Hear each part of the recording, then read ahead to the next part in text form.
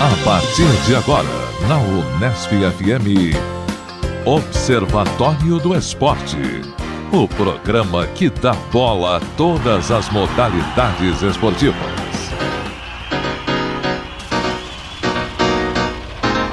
Olá, ouvinte da Unesp FM. Hoje é sábado, 25 de agosto de 2012. Começa agora o Observatório do Esporte. Eu sou Luiz Moraes. E eu, João Paulo Benini. No Observatório de hoje, informação e análise sobre os acontecimentos esportivos da semana. Vamos comentar tudo sobre os Jogos Abertos do Interior, que serão realizados em Bauru no mês de novembro. Conversamos com Roger Barudi, secretário de Esportes de Bauru. Esses assuntos você acompanha agora no Observatório do Esporte. Aqui no Observatório, a informação vai além das quatro linhas. Hoje na mesa teremos a participação de Tuca Américo, Zeca Marques, Carlo Napolitano, João Paulo Benini e eu, Luiz Moraes. E vamos começar o Observatório com os destaques iniciais dos nossos comentaristas. Zeca Marques, olá, o seu destaque inicial, por favor. Um abraço aos amigos, ouvintes do Observatório. Falarei sobre Nelson Rodrigues, o novo combate do MMA, Romário versus Mano Menezes, um outro combate do card principal, Tite e Neymar, Fox Sports, a novidade da cobertura da imprensa esportiva no Brasil, e o início da temporada europeia de futebol nestas últimas 2 semanas. E você, Tuca Américo, quais os seus destaques? Saudações, amigos do Observatório do Esporte. São 3 destaques rapidamente. O fracasso de público dos jogos da Série A nos sábados à noite, uma denúncia de manipulação no Bolsa Atleta e os títulos caçados de Lance Armstrong na Volta da França no Tour de France. Carlo Napolitano, bom, olá, seu destaque. Olá, amigos, ouvintes, olá, amigos da mesa. Os destaques da semana é o retorno ao noticiário das denúncias de atrasos nas obras da Organização do Mundial 2014, e bem como denúncias de irregularidades nos contratos e até de corrupção no andamento da organização. E um destaque também especial, o retorno do Adriano, o time do Flamengo, o Imperador. E você, João Paulo Benini, o que você preparou pra gente? Bom, primeiro eu vou querer fazer uma menção honrosa ao falecimento de um grande jogador do futebol brasileiro das décadas de 60 e 70 e também discutir um pouquinho o nível do futebol brasileiro nas mesas redondas, os comentaristas e como eles estão se portando e como os atletas e técnicos estão recebendo essas bordoadas. Luiz, os seus destaques? Bom, falar da demissão de Sérgio Correia, o presidente da comissão da arbitragem, devido ao erro triplo no segundo gol do Santos contra o Corinthians no último domingo, e também da vitória do Nelsinho Piquet na Truck Series, a primeira vitória dele na categoria.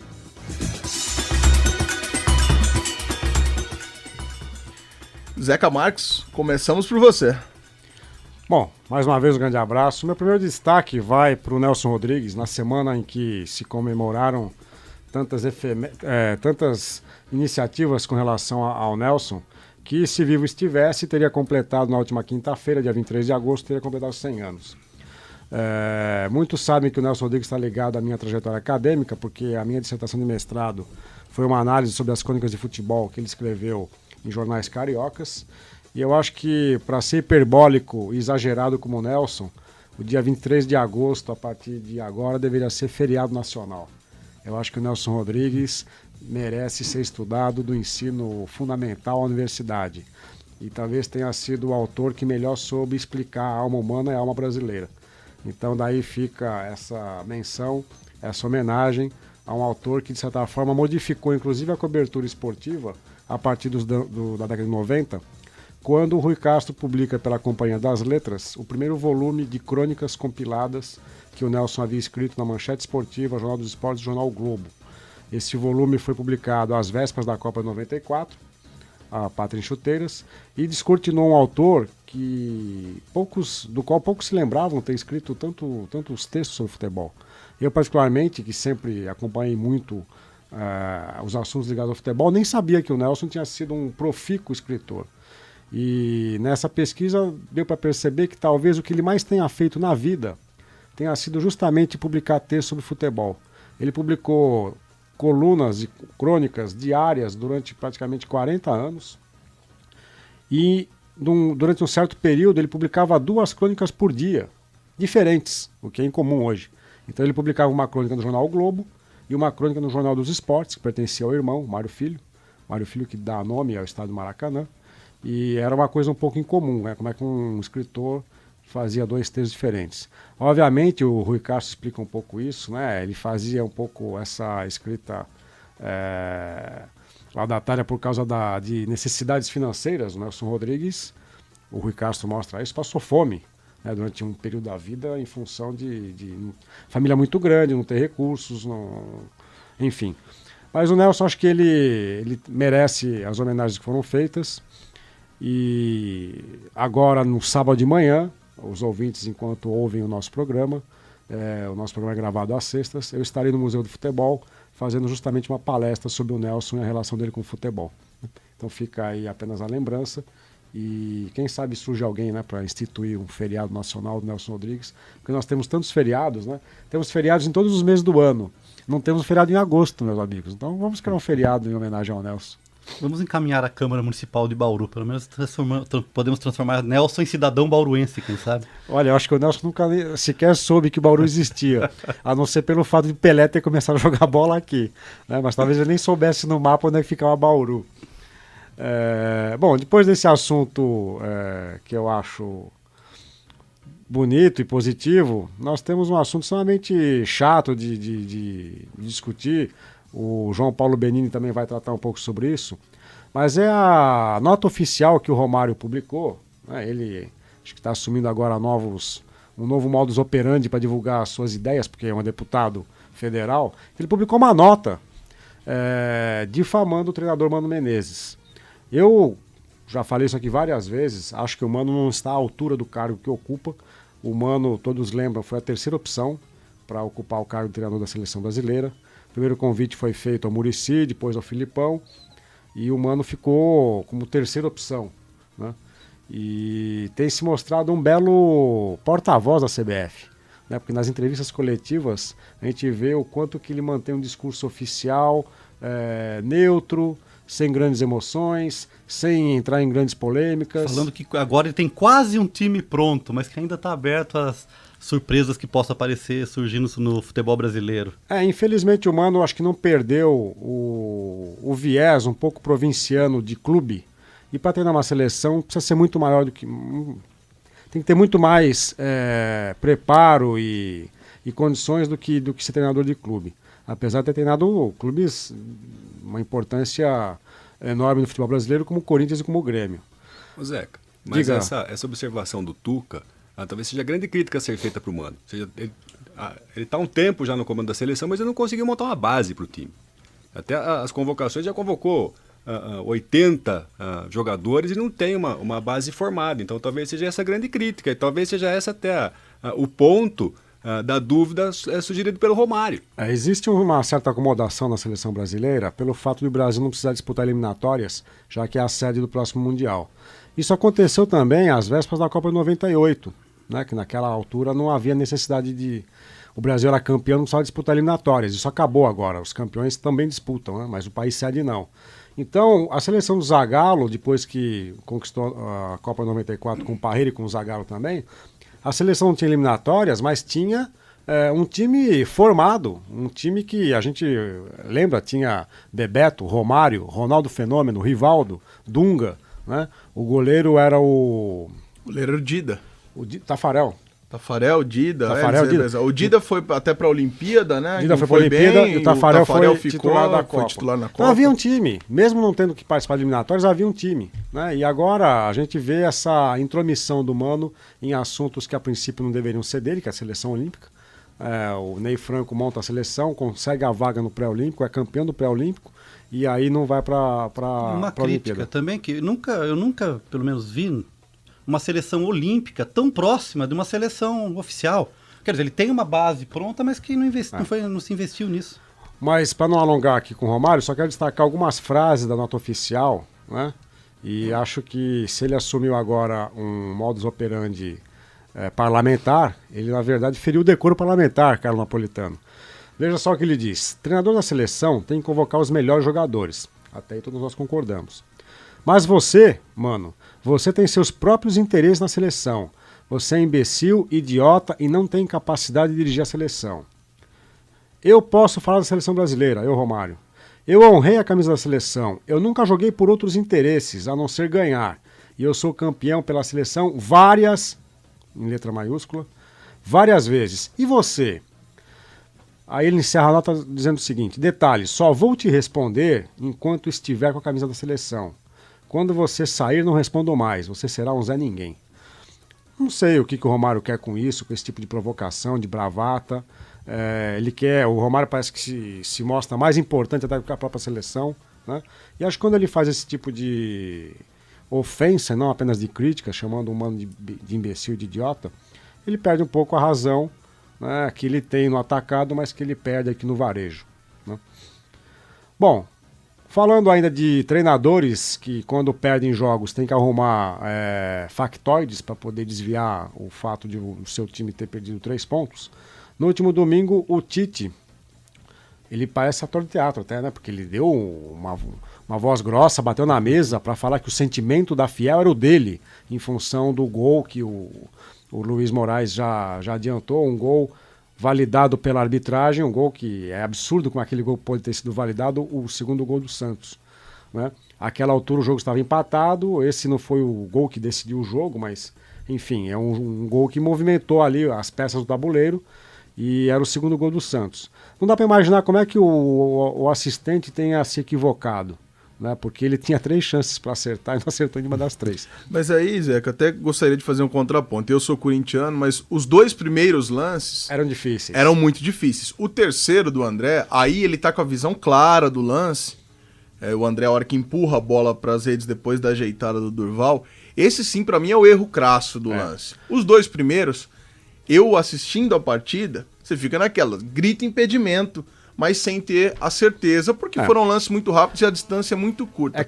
A do André, além dele estar à frente do penúltimo defensor, ele também estava à frente da linha da bola. Então, aí haveriam 2 possibilidades para o Bandeira usar desse artifício para marcar a infração e o impedimento. Mas os 2 primeiros, eu não acho que foi esse caos todo que o pessoal tanto alardeou. Os 2 primeiros são impedimentos de tirateima, né? A gente vai conseguir identificar com o tirateima, com o videotape.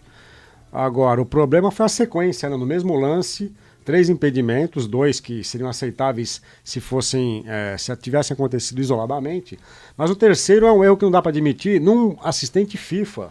Não é um assistente qualquer, é um assistente FIFA pré-selecionado para a Copa do Mundo 2014. Né? E quando eu vi o lance pela televisão na câmera central, eu gritei para mim mesmo, impedido. Porque era claro, qualquer lance, qualquer ângulo, dá para imaginar que o jogador André estava impedido. Né? Eu até falei, o André não foi muito inteligente, que se ele não tocasse na bola, a bola entraria, provavelmente entraria, e aí não seria marcado a infração. Mas enfim, o Tite, além de reclamar, assumindo um sentimento que também era o da Fiel, ele disse que o Neymar é um atacante que significa e representa um mau exemplo para os jovens brasileiros.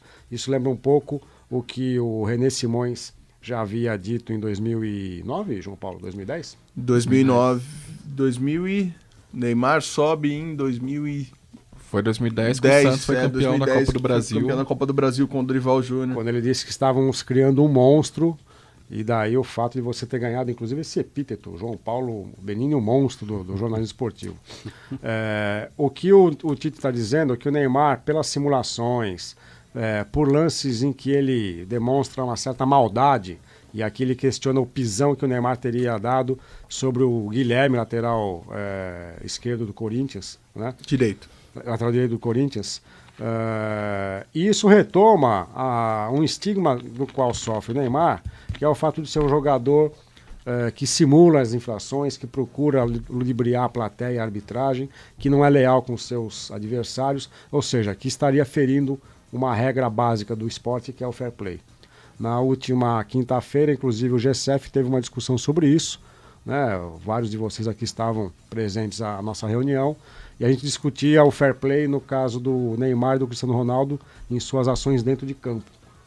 E de fato o Neymar só vai se tornar talvez um jogador e passar para um outro patamar, subir um degrau no Olimpo dos Campeões, quando ele deixar de ter esse comportamento indecoroso. Diga, Luiz. Então, mas tem que levar em consideração que o Neymar evoluiu muito também de 2010 Evoluiu pra cá. muito. Porque naquela época do monstro, né, do René Simões, ele realmente estava no limite já, porque lance de chapelar o adversário, como aquele, né, com o Chicão no Campeonato Paulista, que o jogo estava parado, ele vai e chapela o Chicão.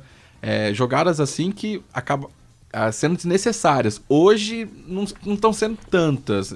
Ele ainda pula muito de uma falta, de um lance ou outro. Ele evoluiu tanto mas que de monstro diminuiu. passou a ser um mau exemplo. Então, de fato, ele está evoluindo.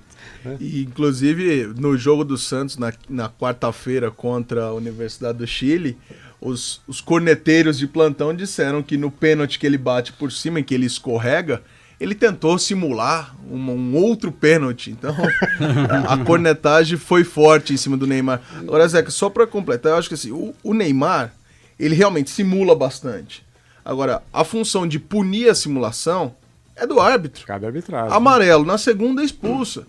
A segunda expulsão que ele tiver, ele vai parar com isso. Porque ele vai ser cobrado dentro do time dele, ele vai ser cobrado pelo Muricy Ramalho, no caso, ou pelo Mano na seleção, pelos companheiros de time que vai deixar o time na mão. A única forma de você combater a simulação é com punição. Exatamente. Não adianta o Tite querer dar uma de santinho, de o guardião dos bons costumes, sendo que ele tem o Jorge Henrique no time do Corinthians, que simula tanto ou mais que o Neymar. Eu acho que o Jorge Henrique provoca mais o adversário que o Neymar. O Neymar provoca com os seus dribles e com o seu comportamento, com as suas firulas. O Jorge Henrique provoca, não tem a mesma habilidade, provoca por outros motivos. E não podemos esquecer do Emerson, que talvez seja o grande milongueiro do Corinthians, capaz inclusive de provocar argentinos de morder a mão. em La Bombonera, no Pacaembu, e morder a mão do zagueiro do Boca Juniors. Tirar a Argentina do sério Exatamente. na catimba não é muito fácil, né? Mas os ingleses que previam nos últimos Jogos Olímpicos, previam um confronto Brasil e Grã-Bretanha no futebol, a Grã-Bretanha foi eliminada antes de enfrentar o Brasil na semifinal, eles já diziam que o Neymar deveria estar competindo na prova de saltos ornamentais. Então, muito antes de haver a possibilidade do confronto Brasil e Grã-Bretanha, já se anunciava isso pelos torcedores e pela imprensa da Inglaterra. No quesito queda, ele evoluiu bastante, porque as quedas são de fato espetaculares, né? Ele tem um aprendizado nesses últimos 3 anos aí de como cair no gramado. Poderia praticar judô, poderia praticar outras artes marciais. Bom, queria fazer aqui algo meio extemporâneo, mas na última quarta-feira, né, o João Paulo já citou o jogo Universidade de Chile e Santos pela Supercopa da América do Sul. Eu assisti a essa partida pela Fox Sports e eu confesso que fiquei um pouco decepcionado, porque a Fox Sports chegou assim com um certo alardeamento de uma nova emissora para cobrir o futebol, diferente das que nós já tínhamos aqui na TV aberta e fechada.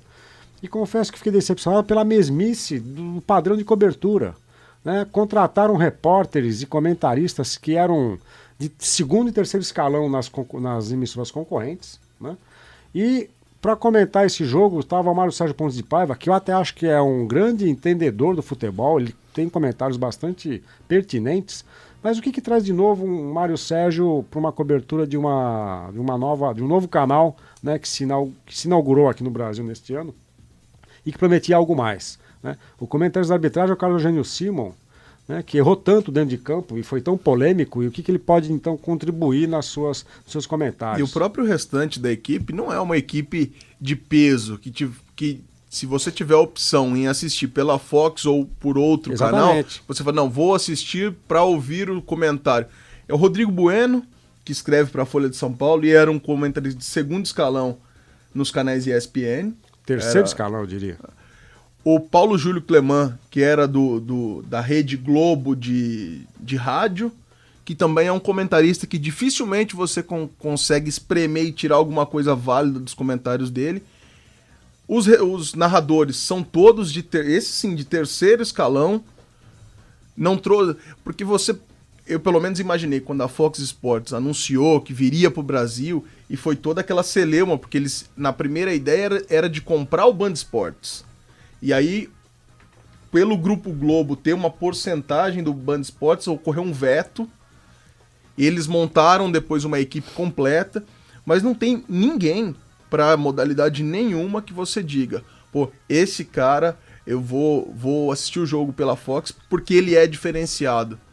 Se a Fox Internacional comprasse então os direitos de transmissão das próximas Olimpíadas, a cobertura aqui no Brasil seria pífia, porque eles não têm material humano para dar conta de tantas modalidades. Eles não têm material humano e eu vejo o que você disse é de uma acomodação. É mais do mesmo. Então é a mesa redonda, é a galera sentada naquele sofá, chama-se o tema, que eles quiseram até o formato copiar um pouco do que é o Match of the Day da BBC de Londres, que talvez seja um programa até lembro do Sérgio Bruno aqui, é um programa que é de um nível excelente, mas eles não conseguem fazer isso por falta de condições dos seus comentaristas, dos seus âncoras. Então fica um negócio que não te leva a lugar nenhum. Diga, Tuca. Bem, eu comentei semana passada a questão dos locutores esportivos da TV Globo, que iam ser todos colocados no mesmo patamar de igualdade, em função da aposentadoria do Galvão Bueno, entre aspas, e também de evitar que eles sejam transferidos para a concorrência. Então a gente pensa aí que, por exemplo, existe uma falta de profissionais capacitados de qualidade no mercado. Por outro lado, também existe um aumento da oferta de canais esportivos nos últimos anos. Aumentou aí, a Sport TV está com 4 canais, a gente tem mais canais de Sky, tem a Band Esportes, a Fox Sports, a Bandeirantes aberta também transmite jogos, né? Então a gente cria todo esse cenário em que, além de inflacionar o mercado por um lado, também falta gente gabaritada para trabalhar do outro lado. O Luiz Carlos Júnior, que é hoje um dos principais locutores do Sistema Globo aí de televisão, foi um dos tentados pela Fox Sports, mas o cara tá com destaque, com um belíssimo salário na Globo, ele não vai se aventurar no que foi a PSN do ano 2000, Exatamente. Dos anos 2000, que ficou 2 anos no ar e acabou por falta de verba. Acho que não vai ser o caso da Fox Sports, que é de um grupo mais forte. Eu já tinha comentado aqui, quando da transmissão da Taça Libertadores, jogos que não eram transmitidos pela TV Globo, eu já tinha avisado aqui da má qualidade da transmissão da Fox Sports. Bom, só para concluir aqui, quer falar, Carlão? Não, acho que a gente tem um padrão de transmissão de locução esportiva que é o da Globo. Eu acho que é difícil a gente fazer uma comparação.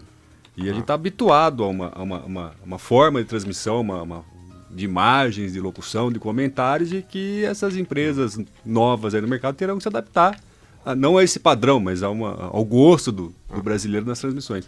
Bom, só uma nota, na última semana começaram alguns campeonatos europeus, então a temporada europeia de futebol se reinicia agora. Nesse final de semana começa o campeonato alemão, então fica uma lembrança, porque já temos campeonato inglês em andamento, campeonato português, campeonato espanhol. Francês? Né? Francês, o italiano acho que não começou ainda, começa ainda não. Na próxima semana. E por último, um abraço a 2 ouvintes que me encontraram na semana passada, ouvem o programa, Lucas e Pedro, e falaram, você é o Zeca Marques que fala na rádio? Eu sou o Zeca Marques que fala na rádio. Então um abraço ao Lucas e ao Pedro, que nos acompanham aqui pela Rádio Nesp FM. E agora eu passo a bola para Tuca Américo. Tuca, qual a sua voz, seu aplauso, a sua consideração aqui? Bem, vamos lá, e não vou simular queda, hein? Primeira consideração, uma nota publicada na Folha de São Paulo na última sexta-feira sobre o fracasso o fracasso de público nos estádios dos jogos da Série A aos sábados à noite. E me espanta a justificativa do presidente da CBF, que parece um pouco estranha, né? A gente sabe a influência que existe da transmissão de jogos pela TV, que na verdade uma parte da renda vem da transmissão. O próprio Eduardo Galeano já discutiu sobre isso, né? Que a ideia é que se feche o estádio, que se transforme no estúdio, que não tenha público, e o jogo seja visto apenas por transmissão via TV. Mas a desculpa, entre aspas, do nosso presidente do CBF é que esses jogos, né, que tem aí a transmissão garantida pela Globosat, né, pelos canais de pay-per-view, é que para os asiáticos é importante que tenhamos um jogo sábado à noite. Assim eles podem ver o jogo no domingo de manhã. Então, onde vamos chegar? Estamos exportando jogos, a importância agora é exportar jogos para o mercado asiático. Mas isso aí já é uma prática recorrente na Europa, inclusive na Espanha tem jogos às 11 da noite, o que é muito pior do que às 9. E atendendo o mercado, eu acho que aí é a questão dos times cobrarem por jogar, porque já que eles não vão ter a renda da bilheteria, que se consiga uma forma de não sair prejudicado.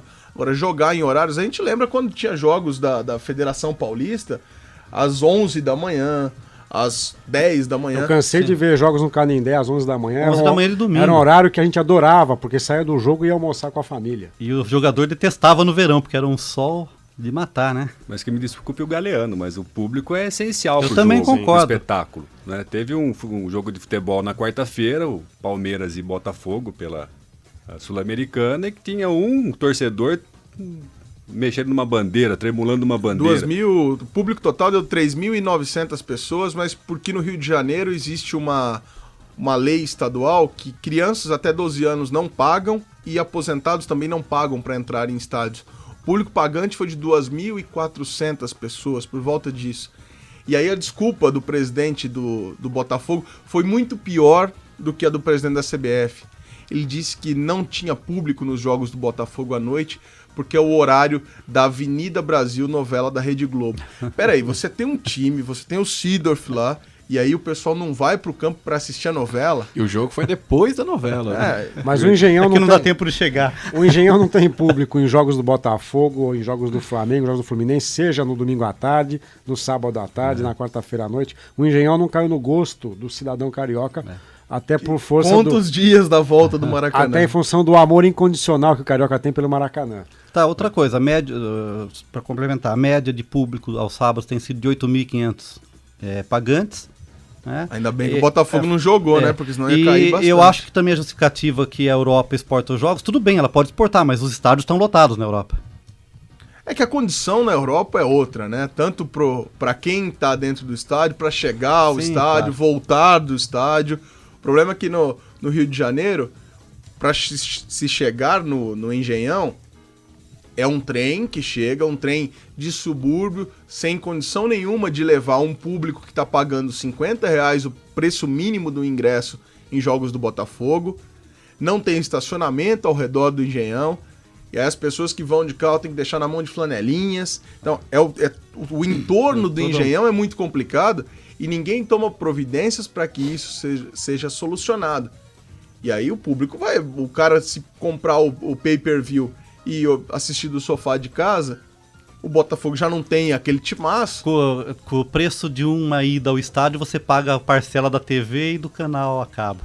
E levar em conta também que jogo está indo ser transmitido às 9 horas da noite. É o Atlético Goianiense contra o Sport, não é um jogo, sei lá, de maior apelo. Maior apelo, né? Porque você vai colocar um jogo de uma média de torcida, já tem 5.000 torcedores. O Botafogo mesmo, que não tem uma média tão grande. Coloca o Botafogo às 9 horas da noite, aí que o torcedor não vai mesmo. Mas por que não tentar com algum time com mais apelo, como o próprio Flamengo mesmo, começar a jogar às 9 horas da noite? Ali o Corinthians. Porque você vê o Flamengo e o Corinthians jogando 9 horas da noite, no máximo lá em outro estádio, que não seja o deles. Acho que trazendo mais apelo para este horário, talvez possa também aumentar Luiz, um pouco. Aí tem um problema. O Botafogo, então, nunca vai jogar na quarta-feira à noite, no horário da TV aberta. Porque se você não conseguir levar no Engenhão, você pensa, então eu só posso levar clássicos pro Engenhão, porque as torcidas paulistas vão num número pequeno para lá. As torcidas de outros estados também. Então fica difícil.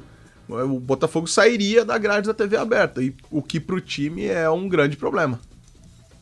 Bem, vamos lá, continuando então, mandar um abraço ao meu amigo Sérgio Bruno Trevelato, que deve estar chorando, deve estar afogado em lágrimas, com a notícia que Lance Armstrong perdeu seus 7 títulos do Tour de France. Brunão, que sempre foi um torcedor do Lance, né? Um entusiasta, sempre gostou de acompanhar o Tour de France, então a notícia é que Lance Armstrong perdeu seus 7 títulos em função de doping. né? Ele foi encontrado nas amostras o chamado EPO. O EPO é uma substância que é produzida pelos rins que aumenta a hemoglobina no sangue, só que ele usou o EPO sintético. EPO é a sigla de eritropoetina. Que é o mesmo doping que os atletas do atletismo de Prudente foram pegos na época. Existe uma forma natural de você, entre aspas, adquirir esse doping. É você treinar em altitude, que aumentaria a capacidade de transporte de oxigênio no sangue. Agora, o estranho é uma decisão que vai remontar quase desde 98, né? Sim, Tuca? desde 98, isso então, mesmo. São 14 anos, Não, né? na verdade, antes, 99. 99, Tour de France. É uma decisão retroativa, mas eu acho que é uma punição exemplar, né? E eu acho que em caso de doping deve sim ser retroativo. E lembrando que o Alberto Contador, 2 anos atrás, também teve o título cassado por doping. Acho que só dessa forma o atletismo vai poder... O ciclismo, o atletismo, o esporte em geral, vai conseguir que se baixe esse número de dopings. Se não tiver uma punição severa, fica complicado. Bem, para a punição, eu dou meu aplauso. E minha vai é para o Lance Armstrong. A minha última consideração, né? O Diogo Silva, nosso atleta do Taekwondo, que disputou os Jogos Olímpicos, é um destaque no brasileiro na modalidade. Ele fez uma denúncia que o Bolsa Atleta sofre manipulações. Então vou aqui citar textualmente o depoimento dele na Folha de São Paulo.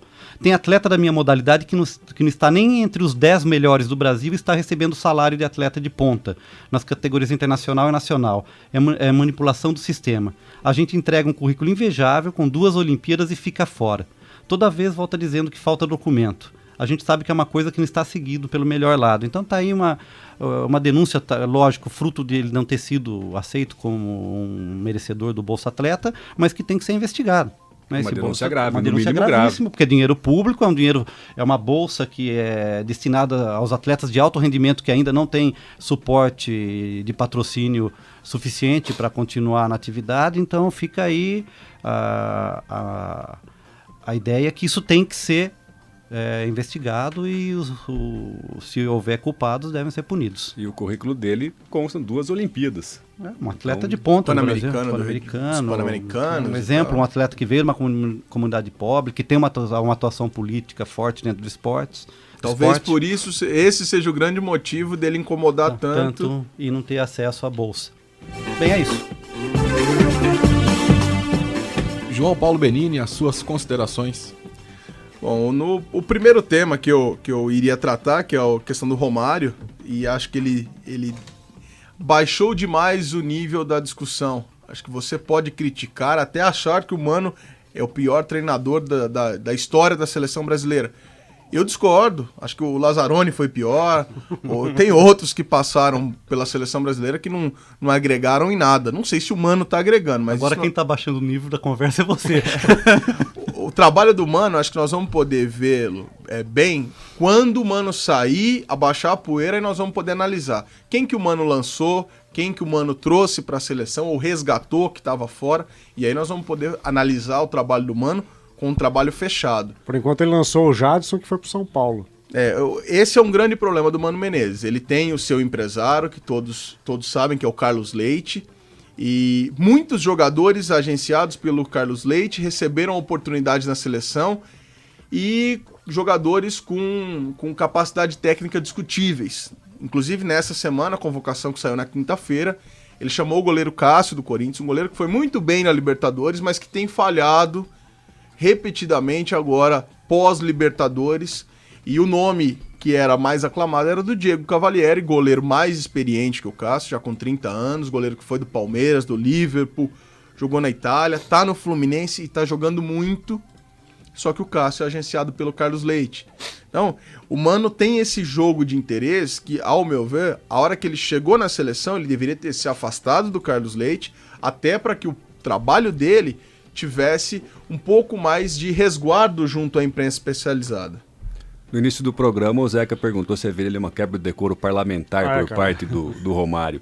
Poderíamos sugerir aqui uma CPI do baixinho. Né? E de fato, se ele do peixe. Se ele soltou essa nota à imprensa e assinou como deputado, pela ofensa, por ter chamado o técnico de imbecil, talvez caberia ali uma investigação, pelo menos uma repreensão ao código de ética.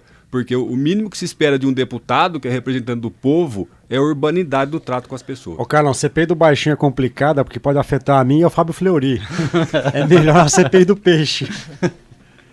Um outro tema, além desse do Romário, que nós já falamos aqui, tecemos as opiniões, gostaria de fazer uma menção ao falecimento nessa sexta-feira do ex-goleiro Félix, campeão mundial pela seleção brasileira em 1970. Muitos dizem que o Félix não seria o goleiro para aquela Copa, questionavam a capacidade técnica dele, mas independente de ter sido um goleiro excepcional ou não, foi o goleiro que vestiu a camisa amarelinha naquela oportunidade da Copa, foi campeão do mundo, foi tricampeão do mundo e faleceu aos 74 anos no Rio de Janeiro, então fica a menção ao Gato Félix, como era conhecido na época. Zeca, Félix jogou na Portuguesa. Jogou na Portuguesa, assim como o Zé Maria, que eram jogadores que estavam nessa seleção. Zé Maria, que é O meu Super contemporâneo. É de Botucatu? Cidadão botucatuense. E o Félix, na verdade, na época da Copa, ele jogava pelo Fluminense. Meu contemporâneo, não, desculpa. Meu conterrâneo. Conterrâneo. Mas o Félix, ele, obviamente, a gente tem que lamentar o falecimento, mas ele foi muito contestado à época, né? E nesta sexta-feira em que a gente grava o programa, eu vi alguns depoimentos de jogadores da seleção, Carlos Alberto Torres, capitão, Clodoaldo, resgatando a importância dele para o grupo e resgatando a importância dele em alguns jogos em que ele teve atuação decisiva. Era um Dunga. Especialmente contra a Inglaterra. Contra a Inglaterra, depois que o Brasil fez 1-0, ele teve defesas assim importantíssimas. E era o grande jogo simbólico daquele Mundial, apesar de não ser eliminatório, era a fase de grupos ainda, mas era o jogo da escola, né, como a imprensa gosta de dizer, a escola brasileira de futebol, contra o cientificismo europeu dos últimos campeões do mundo, que a Inglaterra tinha ganhado o Mundial anterior. E a terceira menção que eu gostaria de fazer é: a gente critica demais a CBB, que é a Confederação Brasileira de Basquete. E depois de algum tempo, a CBB realizou um ato muito digno na última quinta-feira, em que se comemorou os 25 anos da vitória do PAN de Indianápolis, do lendário jogo da equipe do Guerrinha, que é aqui treina o time de Bauru, Marcel, Oscar, do técnico Ari Vidal, do auxiliar José Medalha. Comemorou-se na quinta-feira 25 anos dessa conquista, a única vez que em terras americanas o time Yankee tomou mais de 100 pontos, foi o placar de 120-115, 46 pontos do Oscar, e foi realizado um almoço na sede do Esporte Clube Pinheiros para comemorar essa data. O único que por motivos particulares não pôde comparecer, por motivos profissionais, foi justamente o Oscar Schmidt, mas todos os outros estavam lá. Na quarta-feira eu tive a oportunidade de estar em Rio Claro para a partida do Bauru Basquete contra o Rio Claro, e o Guerrinha comentou que eles mandaram fazer um anel como o de campeões da NBA, com o 87 o nome de cada atleta. E a CBB ficou responsável por isso, foi uma ideia até do Oscar. Então acho que vale sempre a lembrança. A gente que não lembra dos nossos heróis ou dos nossos ídolos, acho que 25 anos foi uma data marcante e vale a pena. Parabéns para os organizadores desse encontro. É sempre bom a gente reverenciar quem ajudou a construir um pouco da história do esporte do nosso país. Antes de você falar da ausência do Oscar, eu ia perguntar se ele compareceu com a redinha que ele trouxe de Indianápolis, que ele usou de colar, né? Eu imagino que aquela redinha deva ter virado um quadro, né? Deve ter sido enquadrada e deve ficar na sala do Oscar, que tá ali. Acho que foi o grande momento da carreira do Oscar. O Oscar que serviu a seleção por 20 anos, mas aquele, acho que daquela geração, é o mais marcante de todos eles, né? De todos eles. Carlo Napolitano, suas vaias, seus aplausos, considerações. Na verdade são dois destaques.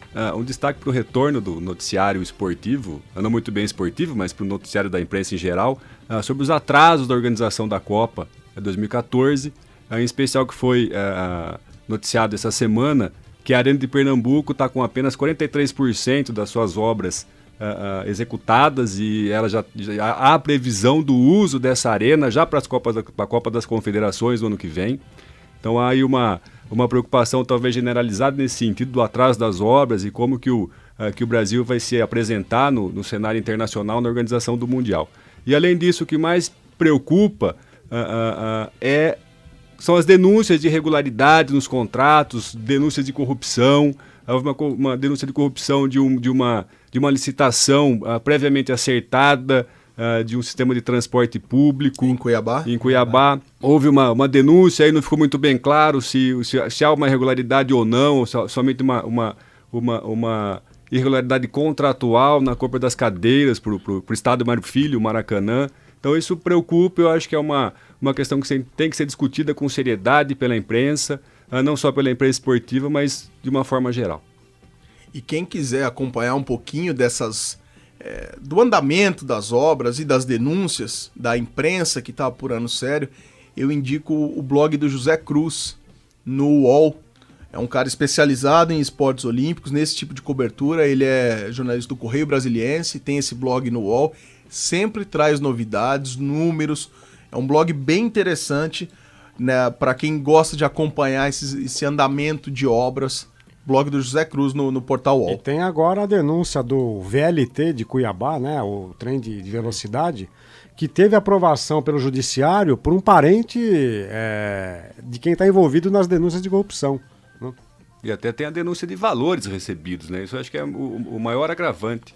O juiz que liberou o VLT de Mato Grosso é irmão do assessor da Copa. E o Ministério Público agora quer a anulação dos contratos dessa obra de transporte público.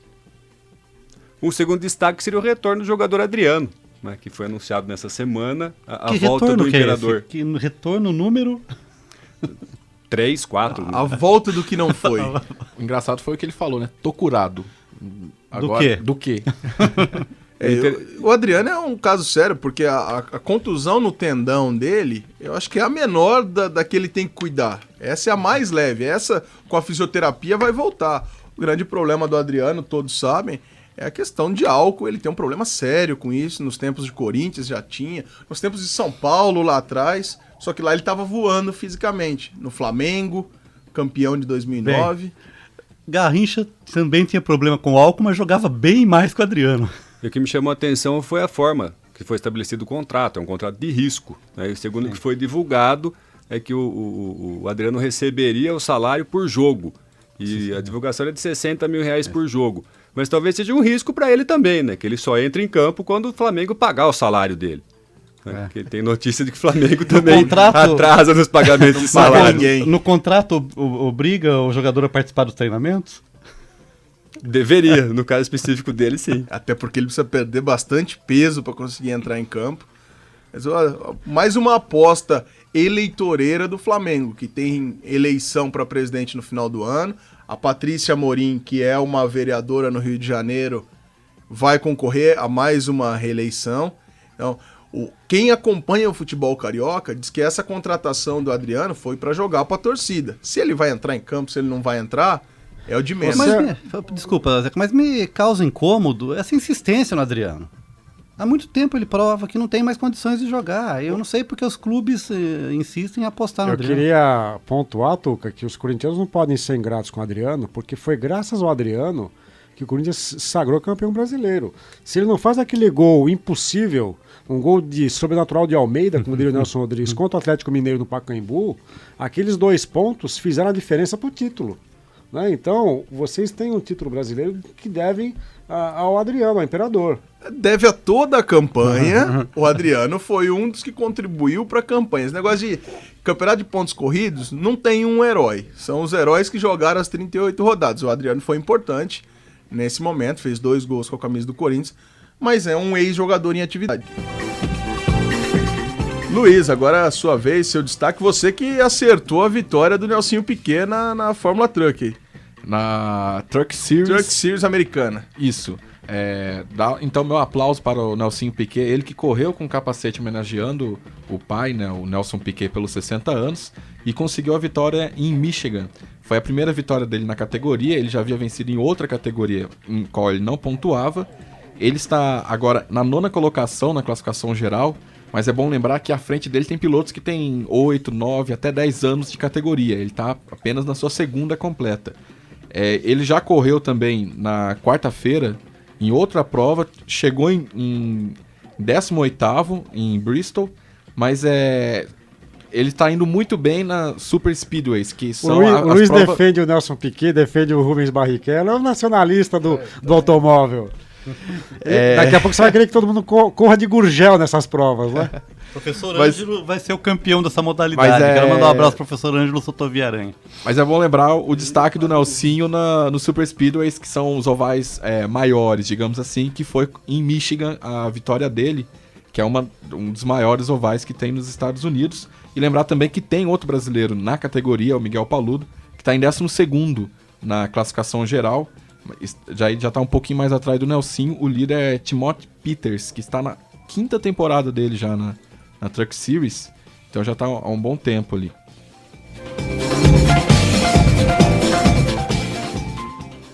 E a cidade de Bauru vai receber entre os dias 12 e 24 de novembro os Jogos Abertos do Interior. Esta é a terceira vez que a cidade será a sede dos Jogos, que deve receber aproximadamente 250 municípios do interior paulista. Para falar sobre o andamento das obras aqui em Bauru, o repórter Rodrigo Pessoa falou com Roger Barudi, secretário de Esportes do município. Vamos conferir o papo que eles tiveram sobre as Olimpíadas do interior paulista.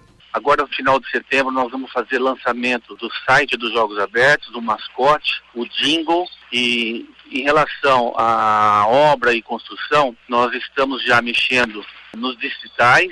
A pista de atletismo, que seria a maior obra, ela está dentro do cronograma. Segunda-feira começa a colocar a base de concreto e, na sequência, o piso, a manta que veio importada da Alemanha.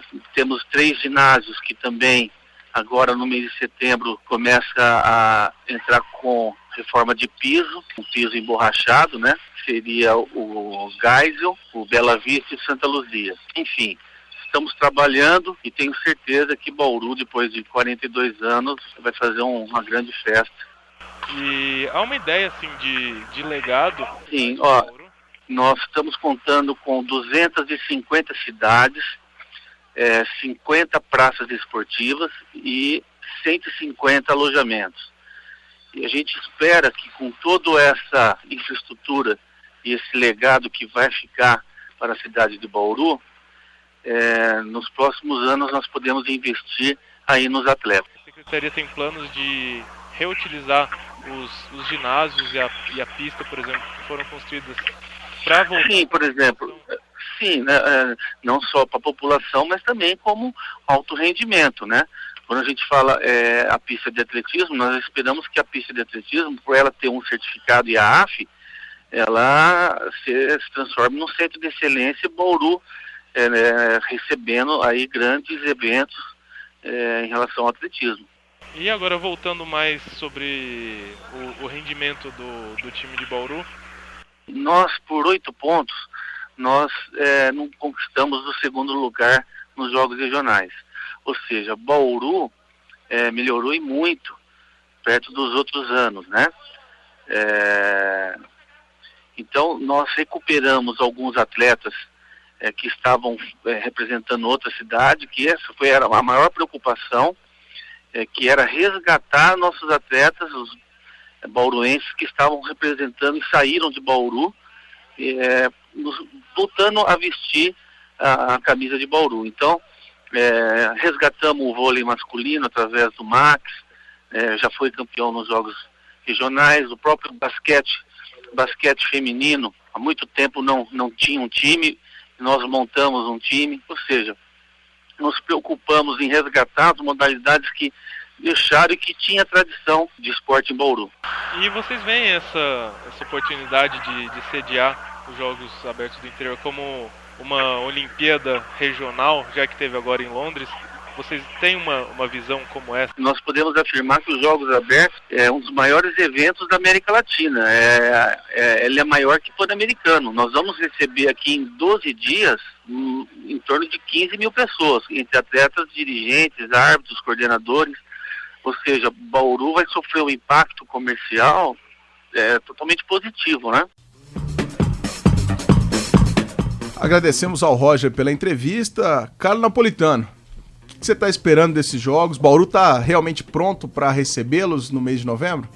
Pelo que o secretário disse, não. A gente estava conversando sobre a organização da Copa e a gente está preocupado com atraso para daqui 1 ano e meio, para daqui menos de um ano para a Copa das Confederações. O evento vai começar a ser organizado, deu para entender agora, a menos aí de 2, 3 meses dos Jogos Abertos. Então, aparentemente, não. O que me deixa feliz com os Jogos é a possibilidade de Bauru ser recolocado no mapa do estado de São Paulo. Bauru esteve um tempo aí no ostracismo devido a questões políticas da cidade, talvez agora seja o momento, mas vai depender da condição da apresentação do jogo, ou seja, fazer reformas a toque de caixa, fazer uma organização também a toque de caixa é um pouco complicado. E também o que me deixa feliz é um comentário realista do secretário, ou seja, de pensar os Jogos Abertos como uma forma de estruturar a cidade, estabelecer equipamentos esportivos e depois pensar na formação de atletas, ou seja, dar condições para que depois se faça isso. Então a ideia de competição por Bauru nos Jogos Abertos, a gente não tem que esperar nada disso, né? Não tem que esperar por resultado e sim esperar que a cidade possa ter um desenvolvimento de estrutura do esporte. Fazer o bom uso das praças que vão ser criadas em função dos jogos, depois montando escolinhas, montando condições, dando condições para os atletas da cidade e mesmo da região poderem desempenhar o esporte da melhor forma. Só um comentário. O secretário disse que Bauru ficou em segundo lugar nos jogos regionais e falando que está num bom patamar. Segundo lugar nos jogos regionais, você vai levar uma piaba nos jogos abertos, né?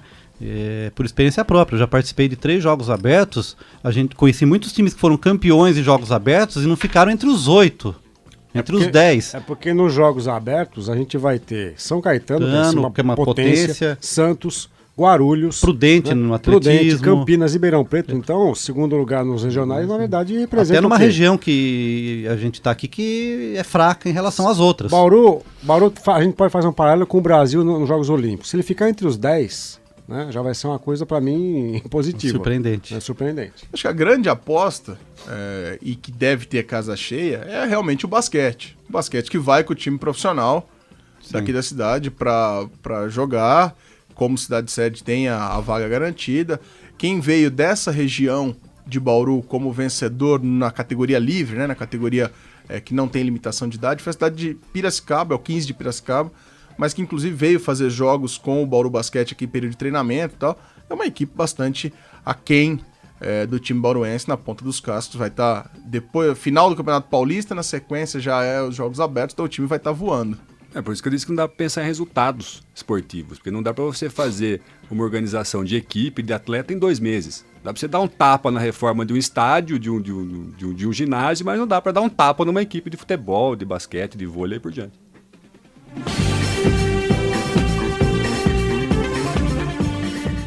Você, ouvinte do programa que acessa as redes sociais, curta nossa página no Facebook. O endereço é www.facebook.com/Observatório do Esporte. Repetindo, o endereço da nossa página é www.facebook.com/Observatório do Esporte. Acesse também o site do nosso programa. O endereço é www.observatoriodoesporteunesp.blogspot.com. Pega a caneta, anote aí, repetindo, www.observatoriodoesporteunesp.blogspot.com. O Observatório do Esporte chega ao fim. Locução de Luiz Moraes e João Paulo Benini. Comentários de Zeca Marques, Tuca Américo e Carlo Napolitano. Equipe de reportagem Rodrigo Pessoa, Gabriel Cortez e Fernando Martins. Direção de Fábio Fleury, produção técnica de Silvestre Oliveira. O Observatório do Esporte é um projeto de extensão universitária financiado pela PROEX, a Pró-Reitoria de Extensão da Unesp. O Observatório é coordenado pelos professores doutores Marcos Américo, Ângelo Sotovia Aranha e José Carlos Marques. Até a próxima semana. Até lá, Observatório do Esporte, informação além das 4 linhas.